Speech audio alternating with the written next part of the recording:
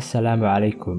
Waxaa jira dal yar oo ku yaala geeska Afrika oo dal walba uu doonayo inuu cad dhul ah ku yeesho, saas ay tahayna dalkaas shidaal ma laha mana laha dahab, laakiin waa dal ku yaala meel istaraatiiji ah. Waxaa laga yaabaa inaad horay ka fahantay dalka aan ka hadlayo dal kale ma aha, waa dalka Djibouti.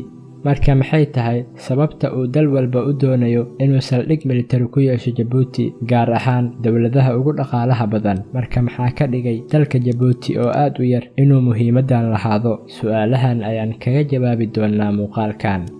Intaan bilaabin muuqaalka, hadday tahay markii kugu horeysay aad channelka soo booqanayso, fadlan subscribe saar si ay kuu soo gaaraan muuqaalada dambe. Muuqaalkanna like saar si uu u gaaro dad badan. Aan bilowno muuqaalka. Djibouti waa dalka saddexaad ee ugu yar Afrika, bad gaaraya 23,200 kiiloomitir square. Dadka Djibouti u dhashayna waxay ka yar yihiin 1 milyan oo qof. Djibouti waa dal istaraatiiji oo muhiim u ah ganacsiga adduunka. Djibouti waxaa xuduud kala leh dhanka waqooyi dalka Eritrea, Etoobiyana dhanka galbeed, Soomaaliyana waxay xuduud kala leedahay dhanka bari.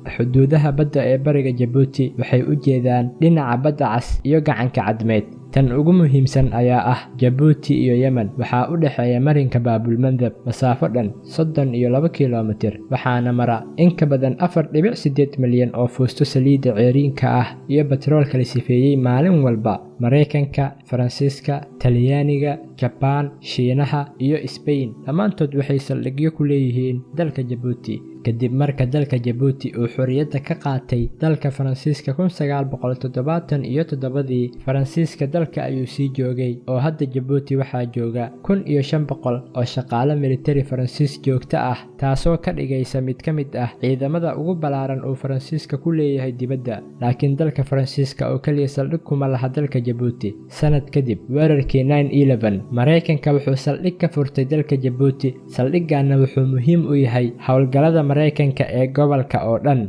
haddii ay ahaan lahayd Soomaaliya, Ciraaq, Suuriya ama Yemen. Sanadii 2013 in 16 diyaaradood oo nooca droniska ah ay maalin walba ka baxaysay saldhigga Mareykanka uu ku leeyahay Djibouti. Tan iyo bishii Oktoobar 2013, Talyaaniga saldhig ayuu ku lahaa dalka Djibouti ciidan gaaraya 300 oo askari. Sidoo kale awoodaha wadamada Aasiya waxay ku leeyihiin saldhigyo dalka Djibouti. Bishii Julaay 2011, ciidamada Jabaan waxay ka fureen saldhig dalka Djibouti, waxayna ahayd saldhiggii ugu horeeyay oo muddo dheer ay Jabaan ku yeelato meel ka baxsan dalkeeda, waxaana jooga 600 oo xubnood oo ka tirsan ciidamada badda ee Jabaan. Ugu dambeyn, Shiinaha, maalgashadaha ugu weyn ee Afrika, ayaa sanadii 2017 ka furtay Djibouti saldhig dhisidiisa ku baxday $519 milyan oo dollar. Marka su'aasha waxay tahay, sidee wadamadan oo dhami saldhig ku yeelan karaan dalkan aadka u yar?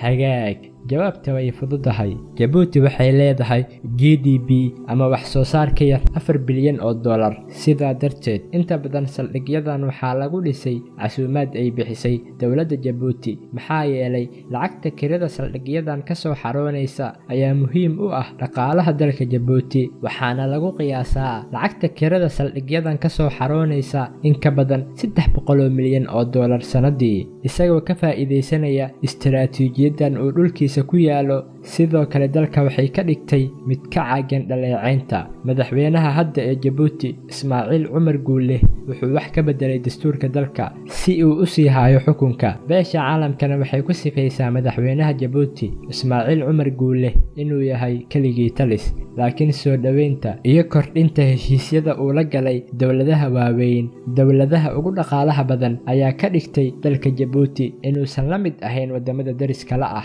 Halkaanna kuma eka, sababtoo ah Djibouti waxay qorsheynaysaa inay caasimadeeda ka dhigto Dubayda geeska Afrika. Dalka wuxuu ku dhisayaa 3.5 bilyan oo dollar aag ganacsi oo xor ah, iyadoo Shiinuhu uu saami weyn ku leeyahay dalka Djibouti, ku dhawaad 957 milyan oo dollar si loo maalgeliyo dhowr ka mid ah mashaariicdan. Wadamada sida Mareykanka iyo Faransiiska, Djibouti waxay u isticmaalaan oo kaliya saldhig militari, laakiin Shiinaha ayaa u muuqda inuu qaaday tallaabo kale oo ka duwan oo lagu xaqiijinayo danaha istaraatiijiyadeed iyo dhaqaale ee dalka. si la mid ah dowladaha Afrika ee soo koraya, Shiinaha waxaa laga yaabaa inuu saameyn ku yeesho mustaqbalka siyaasadeed ee dalka Jabuuti. Inta ayuu ku egyahay muuqaalka. Wassalaamu calaykum waraxmatullaahi wabarakaatu.